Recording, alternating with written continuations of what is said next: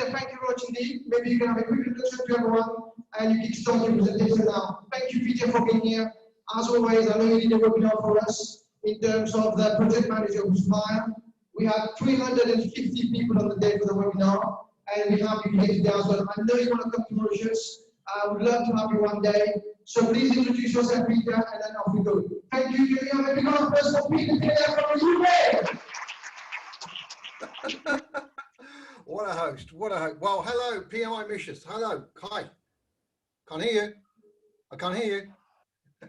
Listen, before we start, I'm a bit annoyed. I must admit, I'm a bit angry because I was really looking forward to coming out to Mauritius, and I bought some new sunglasses and I bought a hat and I was ready to go, but I'm in England, so I can't wear those. It's cold, but we're still going to share some stuff. So I really do appreciate you joining me today. Let's get rid of that video out of the way. All right, so we're going to talk about project team performance management. Now, I was on for Antonio's session this morning. And I was, as you probably heard me say, I was very excited. I'm always excited about project management, but I was very excited about what Antonio was saying because I agree with him. But I think there are a number of things that are truly exciting about project management right now. Apart from all the great stuff that we do, that you do more than I do these days. I just talk about it and write about it. But you know, there's this amazing stuff that can be done right now. And what's coming towards us is, is the AI, it is the process automation, it is the chatbots, it is the kind of machine learning.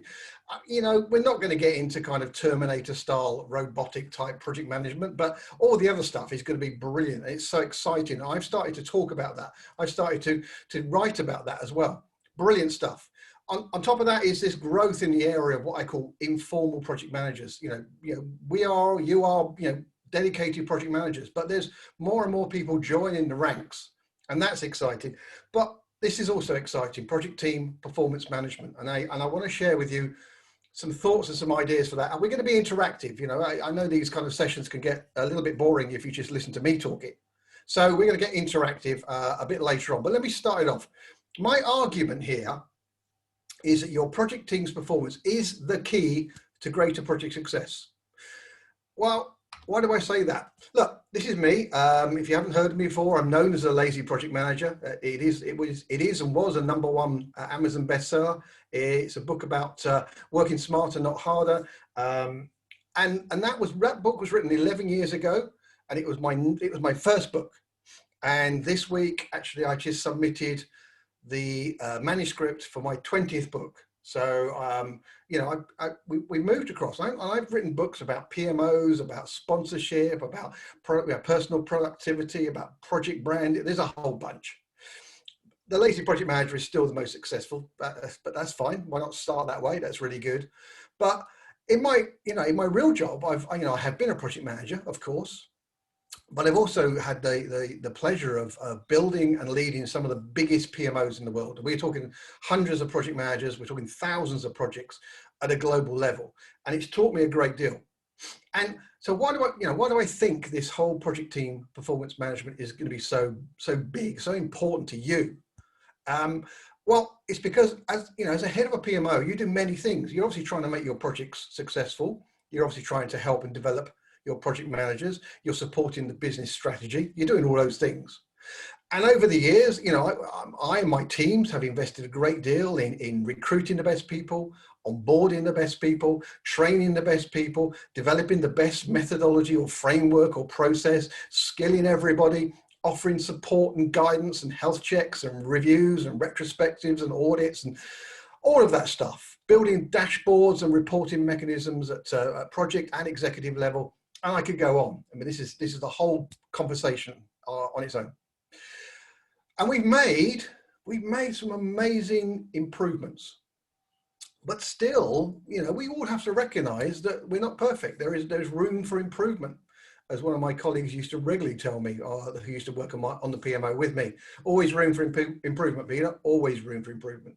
And so, how can we improve from everything that we have done so far? And I think one of the really critical areas is in project team performance management, the concept of looking at the alignment and sentiment and sentient of the project team members, because we're kind of, the better the project team comes together, the better the outcome of the project. That's my honest belief. So, what do I do these days? These days, I'm looking out for the next great PMO leadership opportunity. But in the meantime, I'm speaking, I'm training, I'm coaching, I'm supporting, I'm mentoring, and I'm also consulting in anything to do with transformation, change, particularly PMOs. That's kind of my specialist area. All right, brilliant. Here we go. At the end of a successful project, have you ever heard the sponsor or the project manager thank the project tools? Have you ever heard them thank the methodology? Have you ever heard them thank the reporting process? Goodness me, no. Have you ever heard them thank the escalation path and any of the other components of project management? No. No, they haven't. They thank the people. They thank the people because projects are about people. You know that, I know that, everybody knows that. Well, if that's true, and projects are about people, and yet we seem to spend most, if not all of our time on process. How can that be true? If projects are fundamentally successful because of people, why do we spend so much of our time focusing on process? Looking at the way we do it, how we do it, the standard we do it, the way we communicate what we've done, all of that, and not do too much in the area of people. I think that's a big challenge, something to think about. This is the Bruce Tuckman's model of team development. You probably have seen this. This is by no means new. It has been around since sort of mid to late last century, actually. Bruce Tuckman, what he did here was he analysed team performance. And when you put a team together for the first time, they will go through these phases as defined by Tuckman. You will form the team. When you form the team, there will be a storming process, then a norming, then a performing, and then he added one later on, which was a journeying, or some people refer to it as the mourning. We're kind of missing it, the sadness, that's kind of the death of the team. So when you put a team together, you're forming, you're putting individuals together who have probably never worked together, perhaps, maybe they have, maybe they haven't, but every team is different. Once you put them together, and you can allocate the roles and responsibilities that you got the team to do, but once you put them together, they will typically go through what's known as the storming phase. The storming phase, this is when everybody's trying to find the right way to work. What is their role and responsibility? How do I connect with you? And how do I connect with you? And how do I connect with everybody over there and those people on the project team? How do I find my place, my style, the communication, all of it? And this is a bit of a period of difficulty, because it takes a while. I may have just finished on this project over here, and I had this role and this responsibility and all the rest of it, and this relationship with the project manager or whatever. And now I'm in this project team, and nobody knows me, and I've got to find my place. The storming phase is important. Teams have to go through that. And anybody who's leading a team will spend a good deal of effort to kind of move their team through this process as quickly as possible. I get involved in team performance development, coaching sort of teams, or driving workshops or behavioural activities to try and get through the storming as quickly as possible. Once you've done that, the team re-establishes itself to a kind of norming state. Everything's fine. Everybody knows what they're supposed to be doing, and they get on with the work. And then what happens is, and you often see this towards the end of the projects, everybody just kind of knows. You've got a second hand, and you've got a level of trust, a connection with people. The team enters a performing stage. The productivity is going up, skyrocketing sometimes, particularly when the team, you're driving towards the final stages of the project. That's an amazing period to go through. And of course, again, anybody who's leading a team, you want to get to that as quickly as possible, because then you are on fire. And then the project, or the activity finishes, and you enter this adjourning phase, which is like, okay, we now got to say goodbye to each other. Maybe we're all going to start on a new project. It's kind of a difficult transition period. And so Tuckman didn't originally have this fifth stage, but he added it after a while, because he began to see the fact there is this, we talk about the project-based economy. We see this constant churn as you're working on project after project after project. So this is typical, but you know what? This doesn't work for project teams. Project teams are fundamentally different. I don't know. I don't know. You may prove me wrong or disagree with me, but I have never been able to assemble my full project team on day one of the project. I've never been able to put my team together. I might have known which resources I was going to use or expected to use, next month and month after or wherever, but actually having everybody together doesn't happen.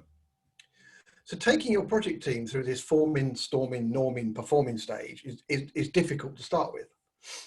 And then, of course, a lot of the world that we exist in, it's not always just internal projects. We're doing client-facing, customer projects.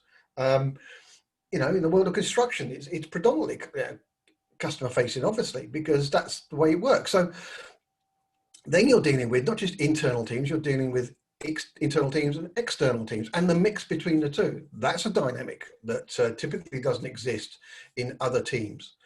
And of course, as I said, you will use resources when you need them. You can't afford, you don't start a project. I mean, my background is predominantly in software technology. I've worked in ERP and business intelligence and product lifecycle management and workforce management and retail and all these sort of things. I don't have, for example, I don't go and find my quality assurance people and my testers and the rest of it and put them in place and say, right, sit there, I'm going to need you in 6 weeks' time. You're not going to do that. That's a ridiculous investment of time, waste of time, and cost. So resources arrive when you need them, naturally. So if you can imagine, if you've got your core team and you've gone through the forming, storming, norming, performing, and you're really working hard and fantastic, if you bring in a whole bunch of new people, then what Tuckman doesn't have, which I think we need in the kind of project team world, is a phase that is effectively is disrupting. Because the more people you bring in at different times, they will naturally disrupt the energy and the style and the performance of your existing project team. That's the very nature of this. So you might have a performing team right now, and you bring in 3 or 4 people to do a particular task, they will disrupt it, put it back into a norming, possibly even into a storming phase. And then you have to rebuild it. So as a project leader, you will have to constantly work on this team alignment and team performance. And of course, this is the reality, is the objectives of team members is very different. If you are a departmental team, you have a common goal and a common purpose. If you are a project team member, you will have a purpose within that project, but you might be working on 3 or 4 or 5 projects. So your objectives are very different. And actually, I know I work for you, Mr. Project Manager, on this project, but actually I have a boss, I have a manager over here, and he's the one who takes care of my career. So my objectives are to keep him happy. I'll try and keep you happy as well. So the point about here is project teams work differently. Cranfield University said this: 90% of project management training is focused on process and structure, and yet 70% of the issues that are faced are about people. Again, it's like I said beforehand, if it's about people, we spend all our time on process. It's true. You go and look at any of the project management training courses or certification courses or anything like that. Fundamentally, they're about process and about structure, and it's important. It really is important. But actually, issues come from people. That's the difficulty of this situation. I started out in project management. I didn't know I was a project manager. It was only many years I could look back and I could see that that was a project I did many years ago. And eventually I was called a project manager, and eventually I was actually sent on a training course to learn to become a project manager. Now I can reflect back and go, you know what, it was 8 years before I was sent on a training course to be a project manager. And it was wonderful when I was sent. It was truly insightful and valuable. And I reflected with someone of a similar sort of age and generation to myself, the age of the accidental project manager like myself. And so, well, how do we survive? And the only reason we could survive was because we kind of had an affinity to people and understand the people and a way to work with people. And we kind of learned we knew how to kind of generally communicate well, negotiate well, all that kind of stuff.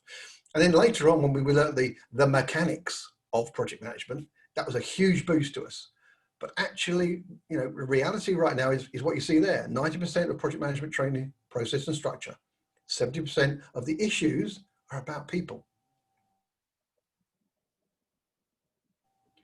And you know, as teams scale and as teams go virtual, the risk of misalignment and low performance just increases many fold. Now, this was happening anyway. Forget the the current the COVID-19 situation, the new normal, all of that. This was actually already happening. Many of the projects I worked on in recent years have been of a global in nature. They are they're using resources from all over the world. We were already kind of scaling to that level, and a lot of the communication was virtual.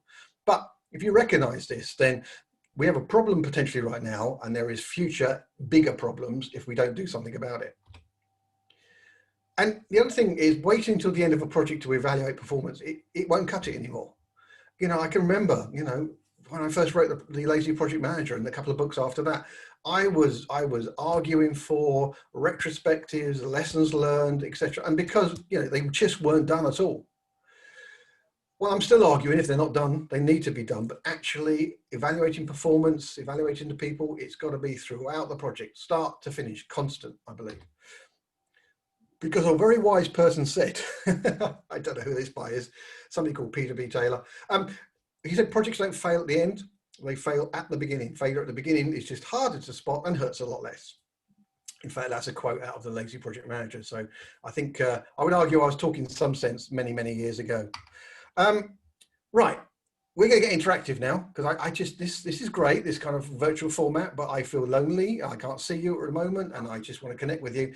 So I want you to go and get your mobile device, your phone, and just go onto Menti. Or you can see up there, it's menti.com. Just go to menti.com. Yeah.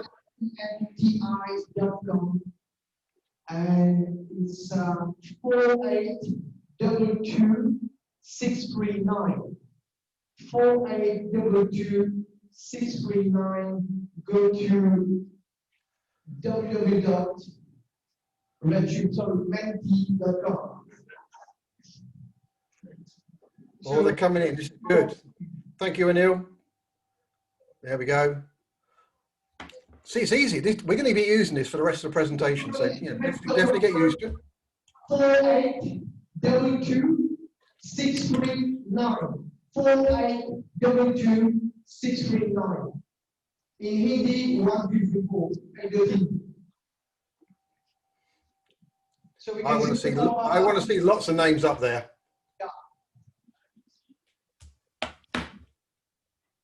Can you see your speaker? Yeah. Okay, awesome. Okay. Look, that's good. Thank you. Thank you, everybody. Come on in, because it's going to be fun. And I want to hear what you're going to say. I'm really interested in what you're going to say. And, we never know. This might be the basis of a new presentation in the future. I'm going to use your thoughts and insights. So brilliant. Loving it all. Thank you very much. They are from Mauritius. We know they are from Mauritius, right? Someone's very proud of Mauritius. Yeah. All right, I'm going to give it another 10 seconds and then we're going to move on to the actual real questions. How many got coming in? I can see we've got 95 talking in there. Okay, that's good. Brilliant.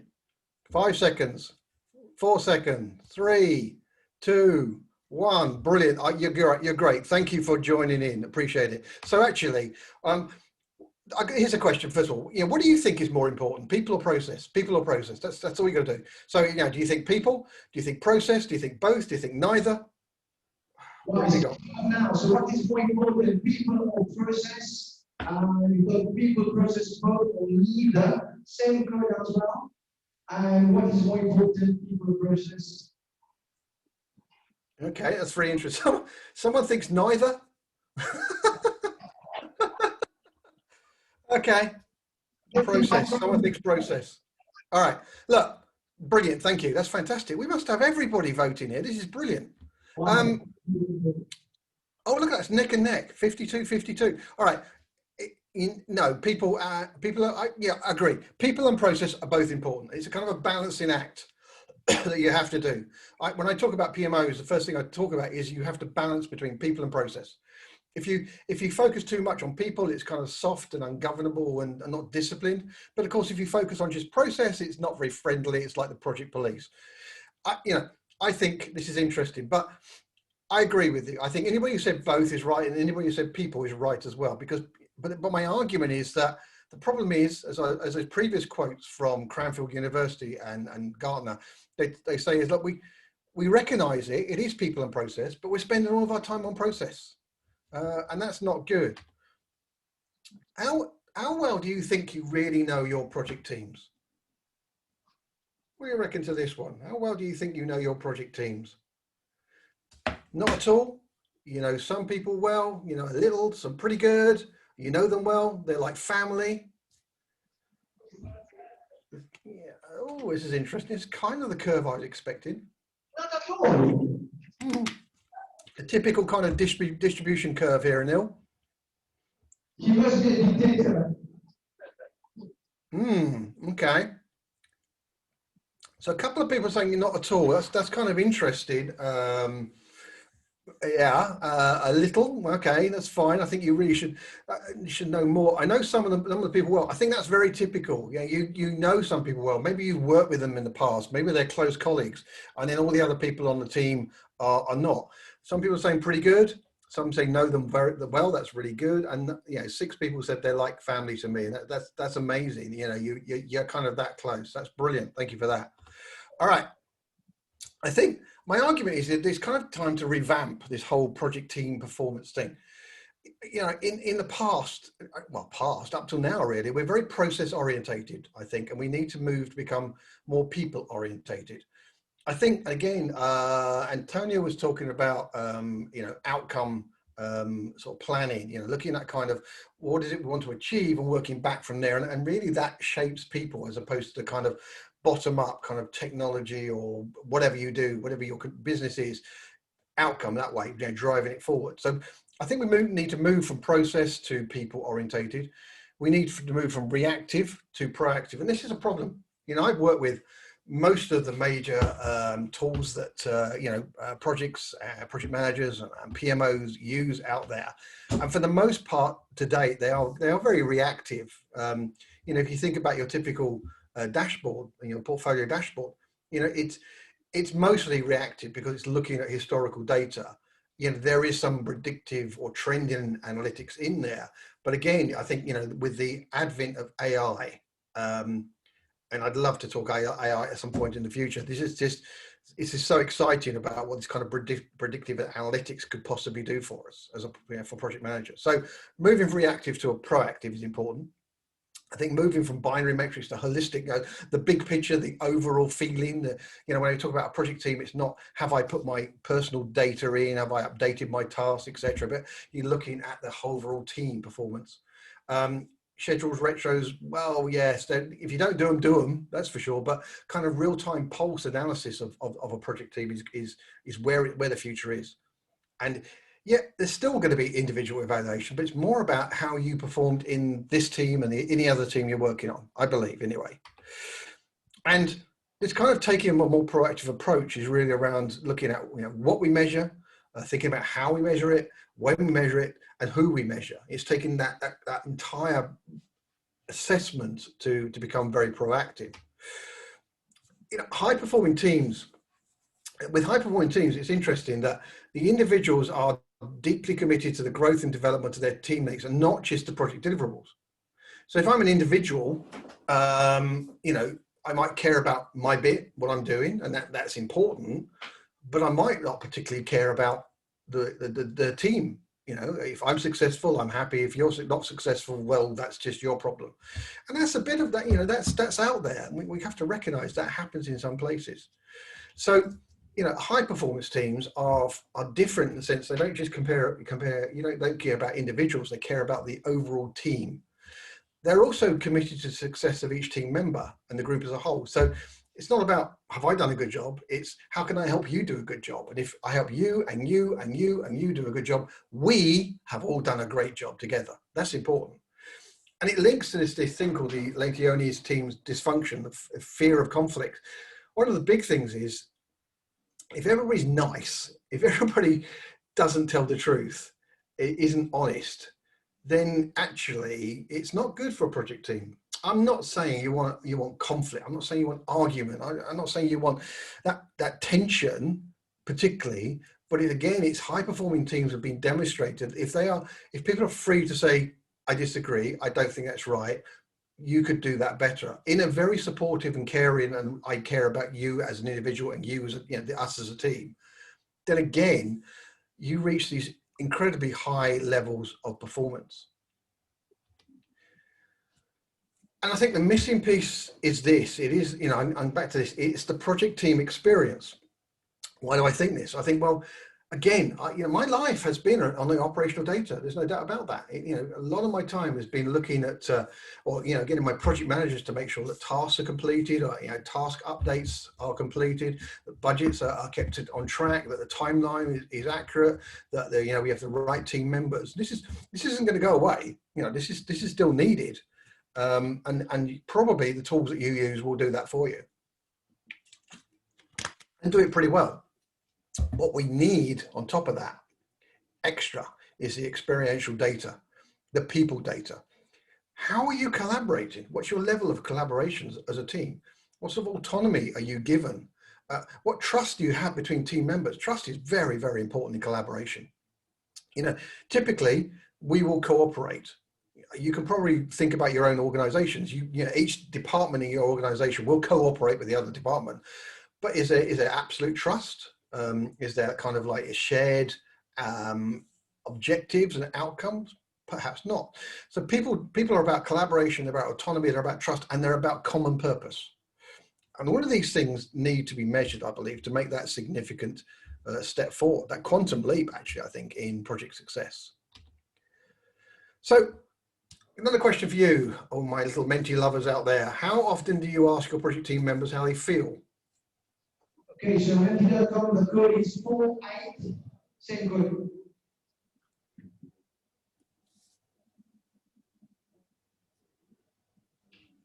Here they come, brilliant. Oh, someone says they don't care. I think someone's having fun out there. Well, they really don't care.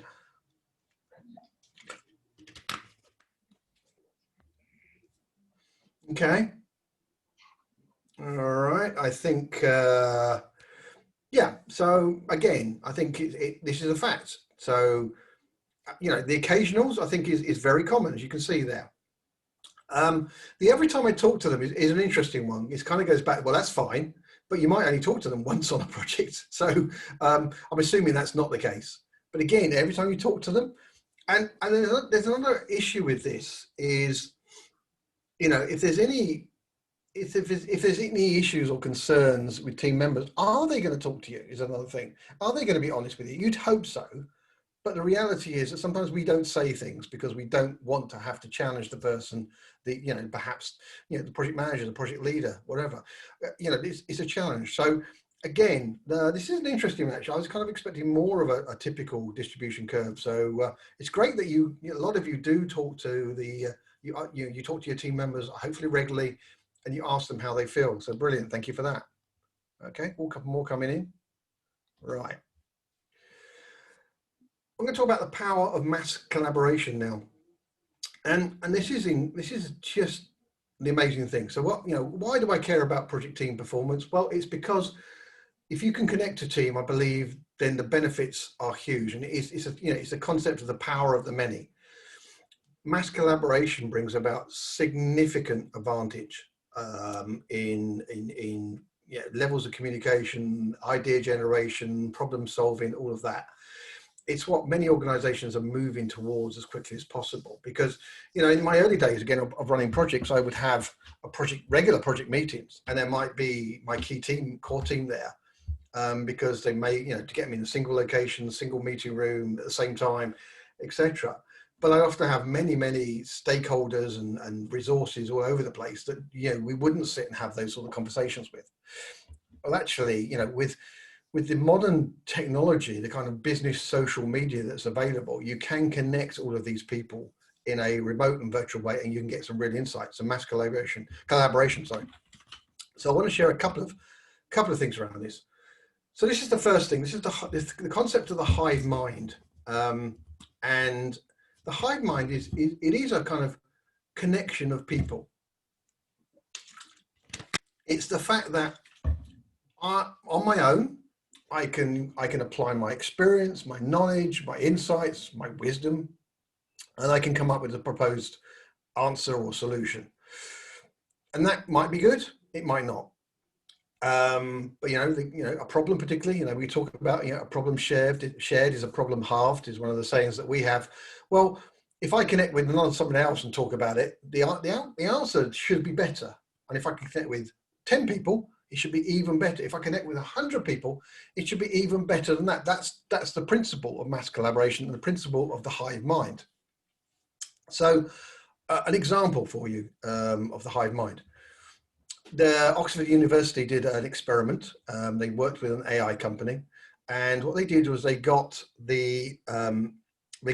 found, I think it was 50 football fans. So English football. These were fans, so they kind of knew the teams, etc. And they were focused on the English Premier League, which is, arguably the best football league in the world. And they said, well, what we want you to do is, and we want you to predict the results of the next 10 weeks of matches for the Premier League. I don't actually know how many teams there are in the Premier League, maybe 20, something like that. So individually, they had to predict the results of the next 10 weeks of matches. Now, if you think about this, in any league, there's going to be the superstars at the top, and there's going to be the low performers. So, we know that if, for example, right now, if Liverpool, who won the league last year, if they play Newcastle, who were very close to the bottom last year, chances are Liverpool's going to win. So there's kind of some easy ones. In the middle of the league, not so easy to predict. And there's always surprises. It's just the wondrous thing about football and sport in general, I guess. Anyway, what Oxford University got these people to do was predict the results. And so after 10 weeks of individually predicting results, the average accuracy of forecasts was 53%. So 53% of the time, they predicted individually the right outcome across the matches. Okay, well, these are football fans. These are people who know and follow the teams. They know the performance. They know the players. They know the conditions and all the rest of it. And yet, individually, they delivered something that was, if you think about it, it's slightly better than tossing a coin, heads or tails. Yeah, 52%. Now, what happened after that was that they got them to redo this. So for the next 10 weeks after that, they got them to predict the results again, another 10 different matches, obviously.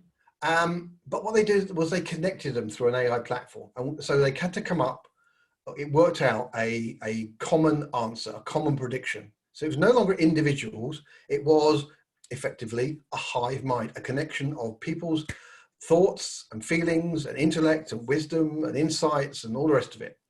They connected all these people together. And the accuracy level of prediction rose from that 53% to 72%, which is quite a significant increase and is definitely better than just tossing the coin. It's way beyond the 50-50, 72%. So this is one simple example of the proof point about the hive minds.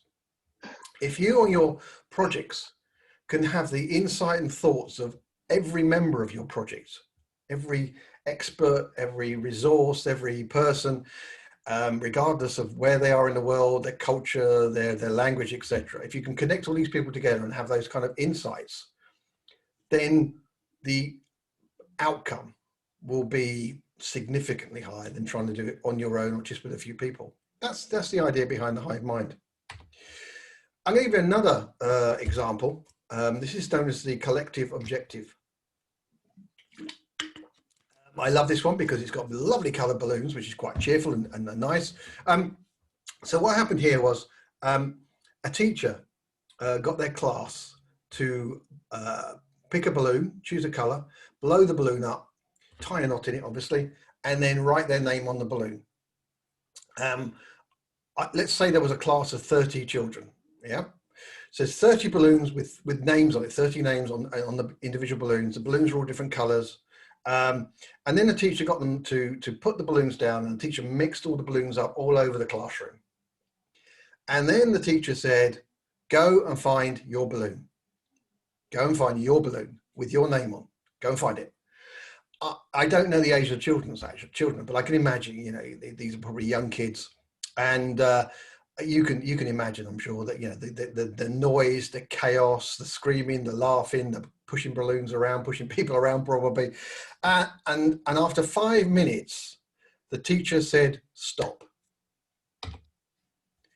After 5 minutes, how many children do you think had found their own balloon? How many children had found their own balloon during that 5 minute period? What do we think? Here they come in. Here come the votes.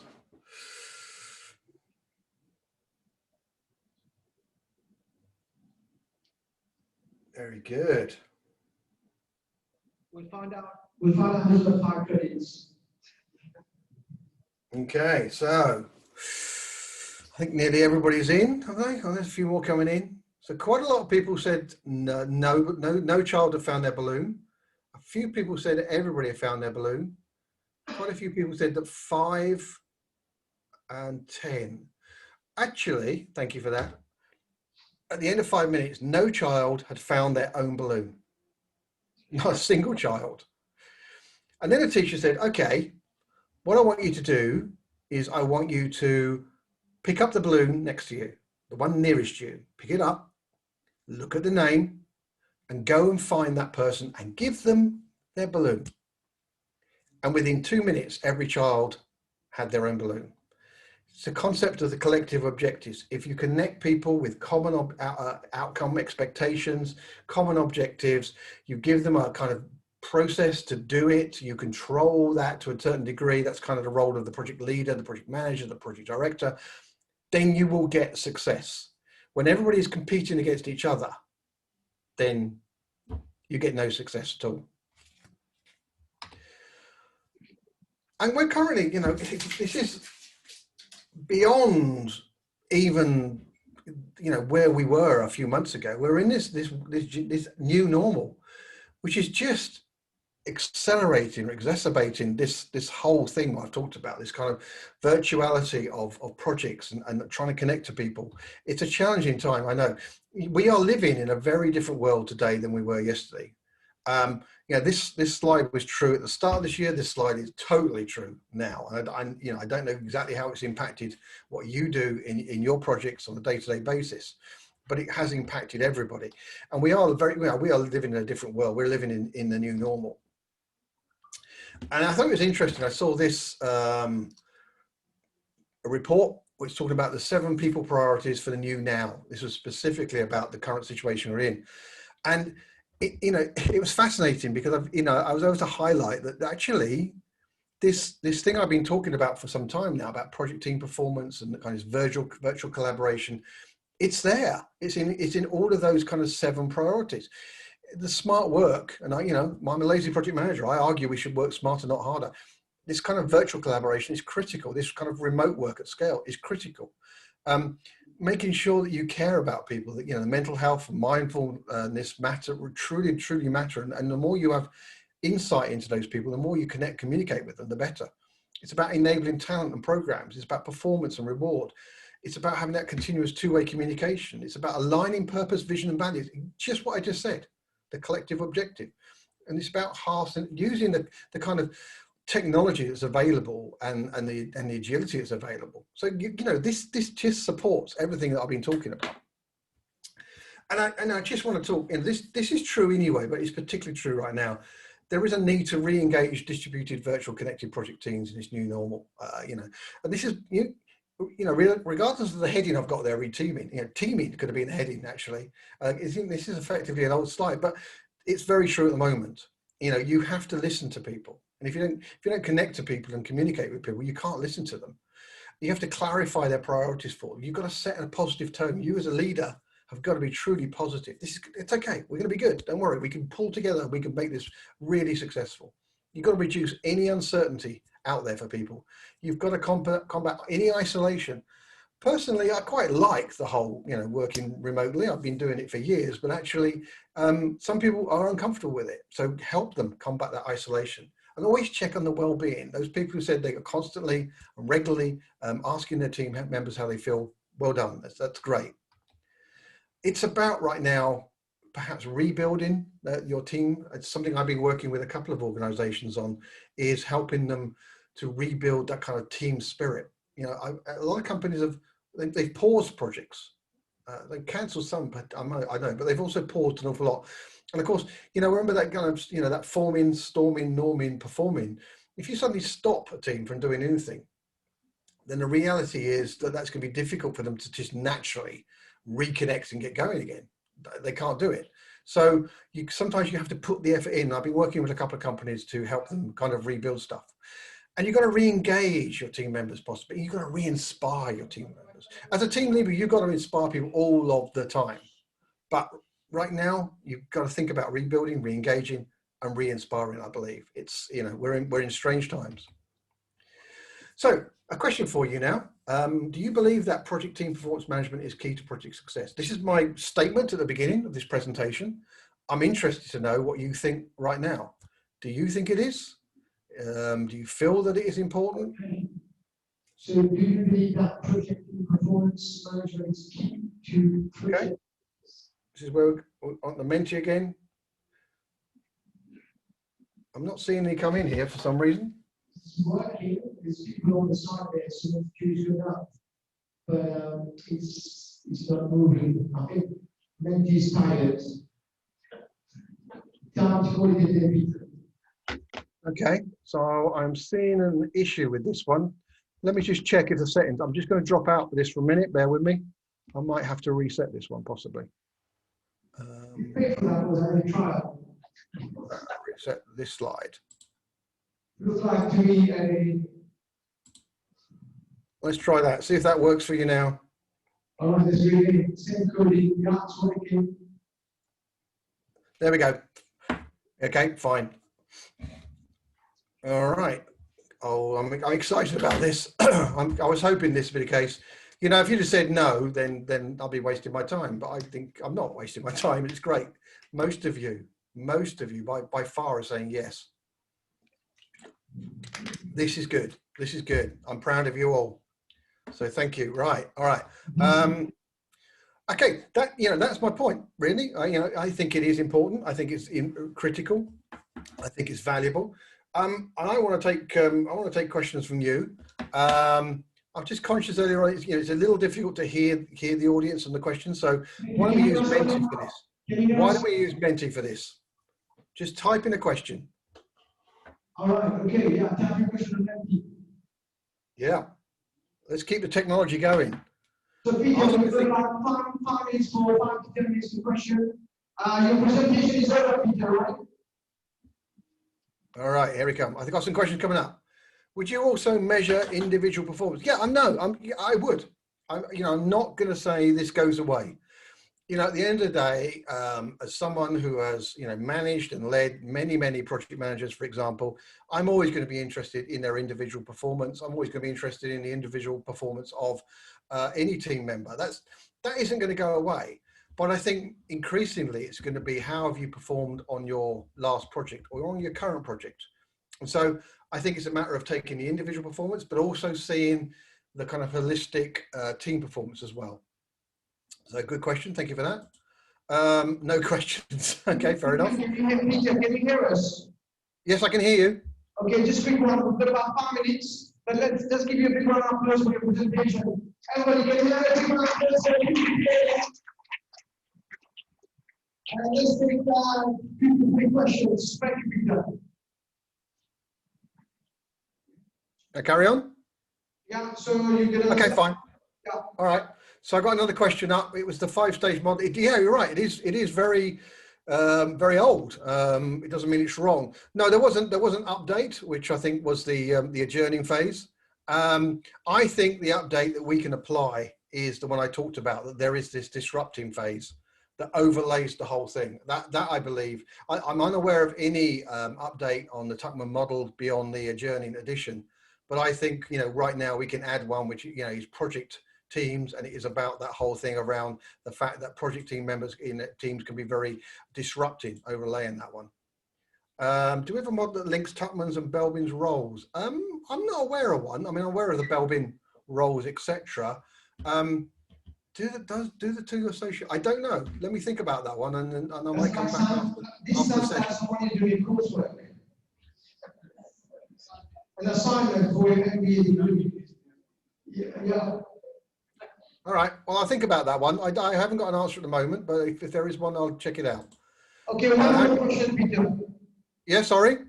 One more questions, and then we'll have to say goodbye to you. One more question. Yeah, okay. So how do you measure team performance objectively? This is where technology comes in. This is where AI comes in. I think it will take, the concept is it takes pulse, short, sharp, almost painless measurements from the team. How do you feel? Gamification, simple app-based technology, just, you know, quick touch points constantly, a little bit more from the kind of key stakeholders perhaps. And then you use, you use the AI technology to provide the algorithms to calculate this, to give you the results, and to do the kind of predictive analysis. That's what sits behind this. And again, you know, there's more I could share on that. I'm certainly, you know, involved in a couple of companies that are heading down this route. So, okay, Anil, I'll stop there. Yeah. Just okay. You have any other question there? Maybe just one more. Okay, one more. Yeah. If people are more important than process, why do executives still focus on process? Because it's easy. It's easy. Well, easier. Yeah. You can fix the process. You can look at the process, and it's not subjective. It's objective to the point of view. People are just difficult, and you know, unfortunately, in the past, you know, that's where the hiring and firing comes from. You don't fit, so go away. I don't want you as a problem. You might be the most brilliant person, but go away. You don't fit. So I think that's why executives still focus on the process right now, and we are on a road to try and convince them to do, you know, focus on the people. All right, thank you. I think that's a good place to. I think that's a good place to start. Yeah, thank you, Rosalie. Can we have a big round of applause for Peter there? Peter, thank you, Peter. Hugely appreciate your applause. Thank you very much indeed. And we'll see you when we see you. So thank you very much indeed. Take care. And just right. Final word of wisdom to all. I know you did a book and you talked about the project manager who smiled. Any advice to all the project managers sitting here why we should be smiling? Look, you know, it's part of team performance. It's part of the team spirit. You know, I'm not saying you're crazy, you're clown-like, you're falling over with laughter, but you know, if you build a team that smiles and laughs with each other, they are so closely connected. And I think it makes a huge difference. So, you know, don't be afraid to have appropriate and suitable fun on your projects. Trust me, it will be very, very productive. And thank you again for your time. And I hope that in a year's time, I can be there actually in Mauritius, wearing my hat, wearing my sunglasses. Thank you. All right, thank you.